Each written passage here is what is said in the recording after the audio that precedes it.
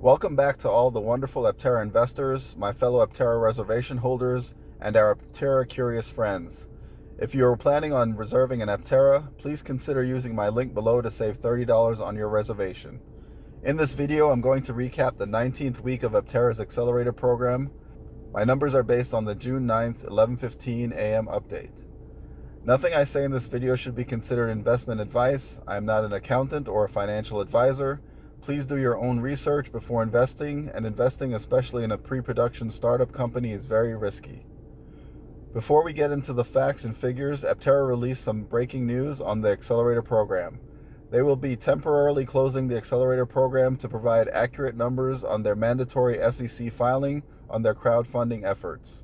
The last day to invest as a non-accredited investor was midnight Sunday on June 11th.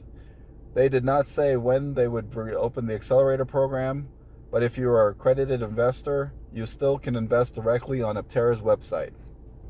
Aptera is still looking for a large-scale investment from an institutional investor or a significant grant to start production, but their crowdfunding efforts have been very successful. During the last week, they raised another $300,000 for a total raised of over $17.6 million, with just over $1.49 million coming from Republic and just over $16.1 million from their Accelerator Program. Week 19 sees a slight drop from last week, with just over $16 million raised. Aptera has reached 81% of the Accelerator Program's $20 million goal. Week 19 brought in another 1% of the total raised by the Accelerator Program at just over $243,000. This makes Week 19 the lowest week of fundraising since the program began. However, Week 20 will be the lowest, but that is because it will only be 3 days long since Aptera is pausing the program to comply with crowdfunding reporting requirements. Let me know if you prefer the pie chart, bar chart, or this line chart for this data. I could keep all three or any combination. Let me know in the comments what you'd like to see. Another change I'm probably making is from this bar graph, which shows the increase in investment added each week compared to last week. But now it is such a vast range of numbers that the difference gets lost when looking at the chart. Let me know if you still want me to keep it. Let me know if you like this chart better for this type of information.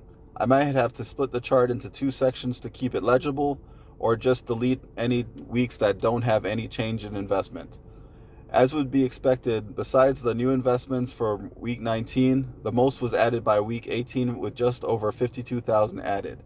Most other weeks were quiet, with only 4 other weeks adding more investments. The other big week was week 1, with over a third of the $13,671 added from one investor, which I'll talk about later.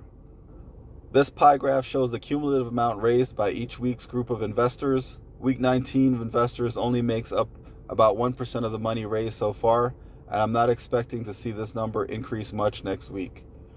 Breaking down the investments to the daily levels shows that each day had a decent representation. May 21 continues to be the only day with no investments.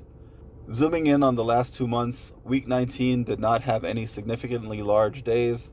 The largest single day of investment was just over 40,000, and 3 days of that was only 10,000. The Accelerator Program grew by only 18 investors in week 19. This is the lowest week of added investors so far. Week 20 will have less, but will only be for a 3-day span. This brings the total number of investors to 1,144, leaving 856 vehicle allocation spots left.